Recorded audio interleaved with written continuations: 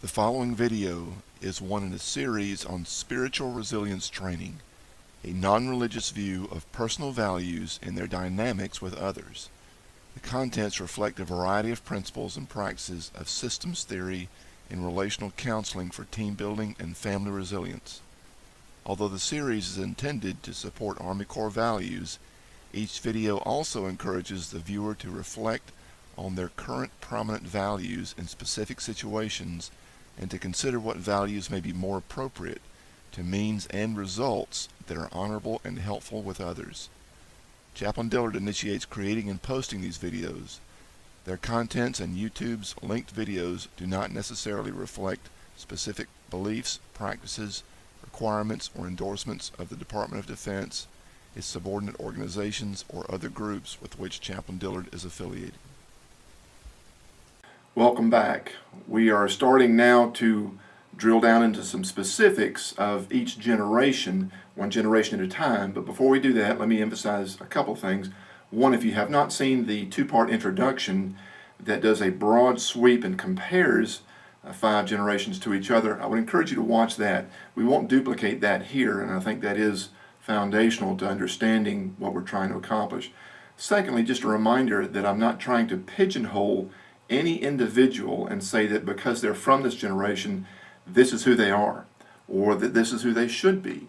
These are some broad observations about national and world events that shaped people in their formative years growing up, and the intent is for us to understand each other better because we tend to see each other through our own lens, through our worldview, and generations can have very different worldviews because the world was different at the time that they were growing up. So, having said that, let's go ahead and dive in.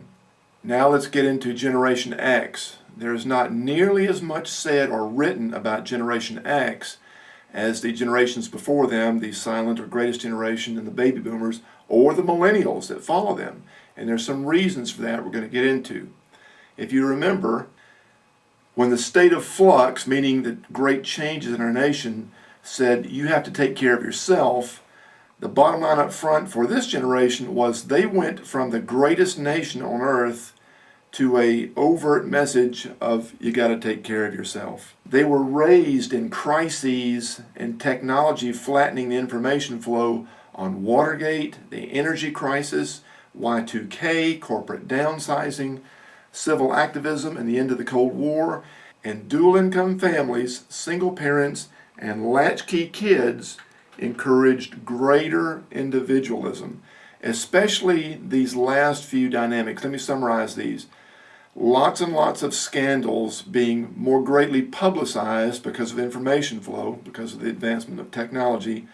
The economy is doing more poorly, and people are working their tails off, which leaves this generation to be raised very independently. They're parents of single parents, or they're parents of dual income, there's children of single parents, or they're children of dual income parents, and they're having to raise themselves or at least show great initiative and great independence. Those combinations of a struggling nation, more visible scandals, a struggling economy, and the need for greater independence at a very young age consistently makes for the skepticism of Generation X. Now let's look at some more specifics.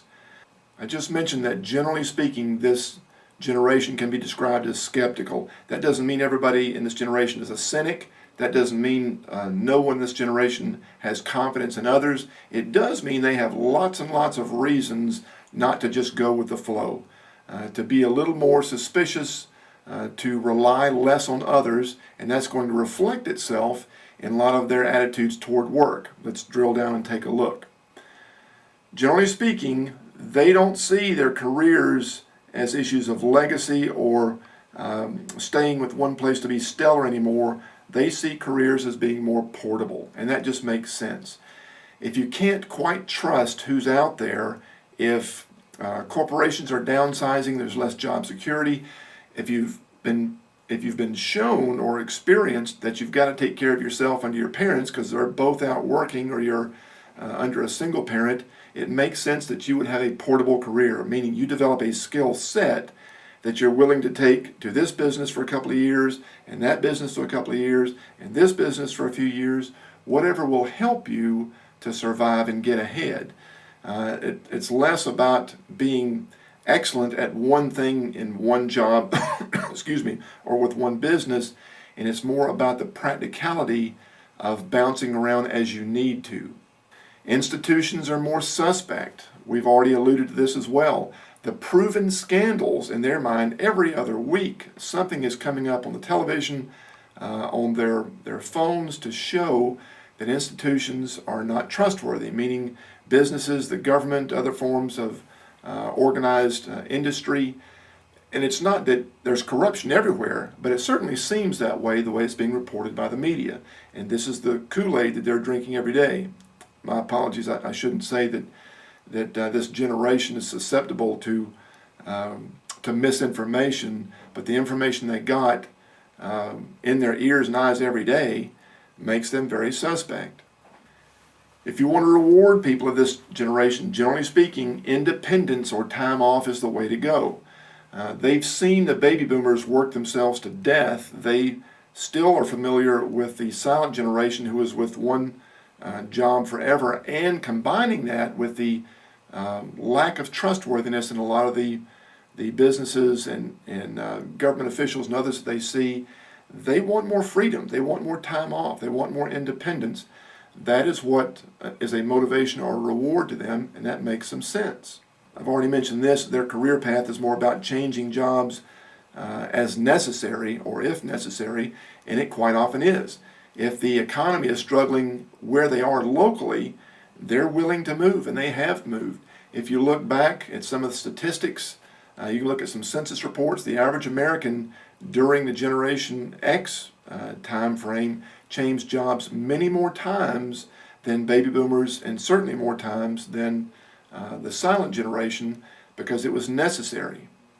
Now, very big change in Generation X and previous generations here. They want feedback, and that makes sense too. Think about the latchkey kid syndrome. If you're raised by a single parent or dual income parents who are busy, go, either baby boomers or silent generation types, they're all about work, which means they're not getting a whole lot from their parents as much as they would like in terms of feedback, positive or negative possibly. So they want more feedback from their supervisors. Whereas previous generations may have lived to work, Generation X is more about working to live. A job is a necessary of life, but it is not the focus of life. So they're not as prone to volunteer for staying after, coming in late, working through lunch. They want to do well, but they don't see work as the focus of their life.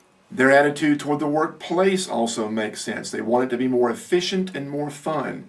Growing up as a child of a single parent or dual income parents, life at home wasn't so much fun.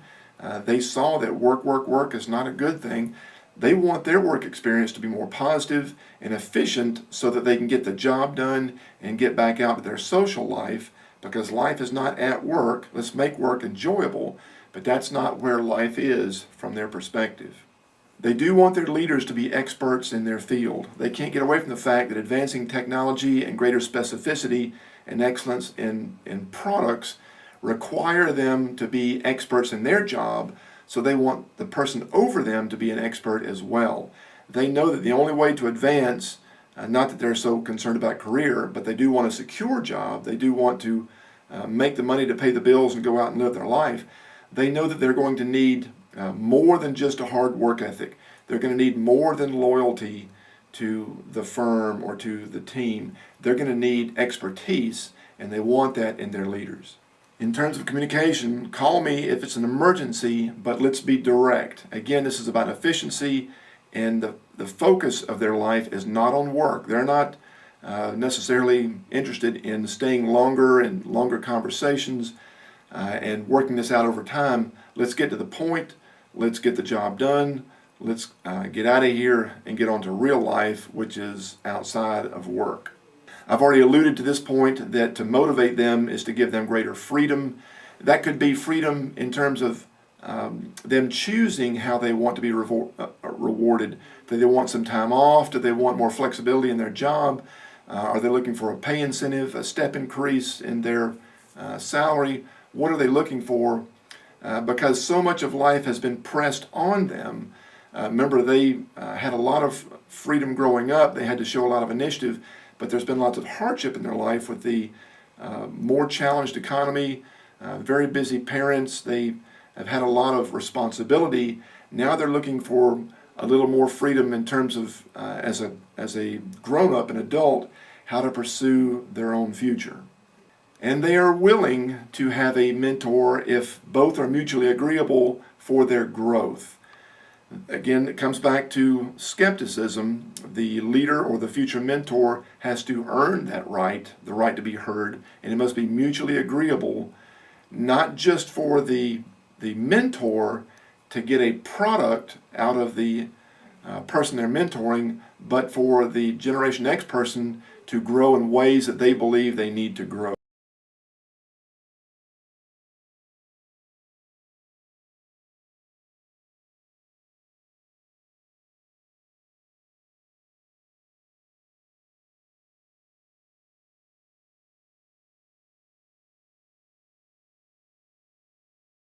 Harder and in a more relaxed fashion, to be transitory.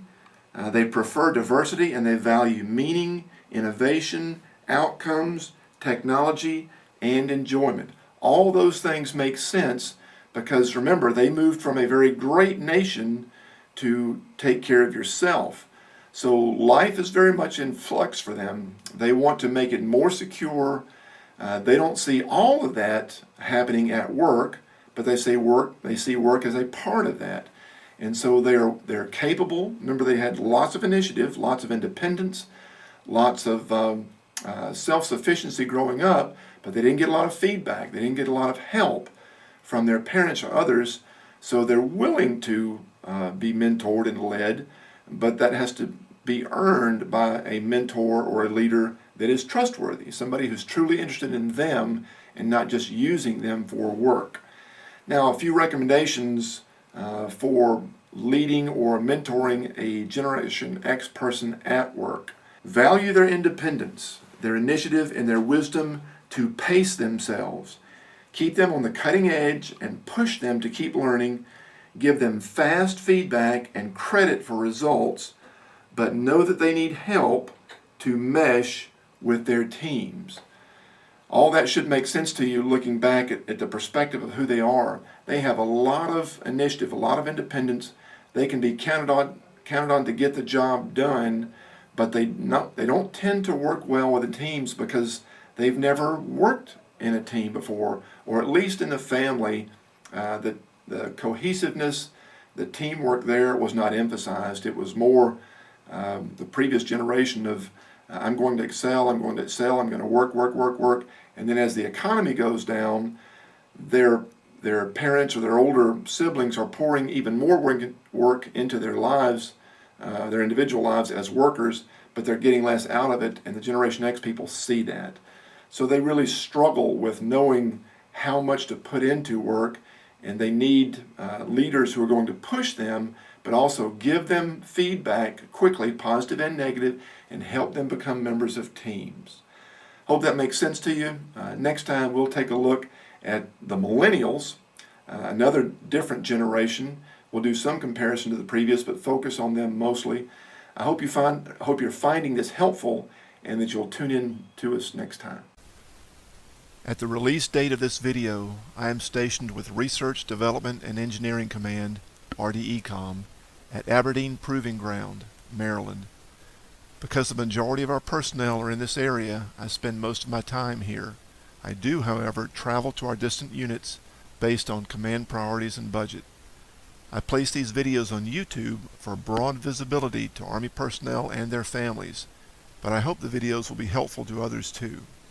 If you are assigned to RDECOM and want to request specific topics by video, training on site or by VTC, or confidential counseling on site or by secure webcam, you can contact me at jeffrey.d.dillard.mil@mail.mil.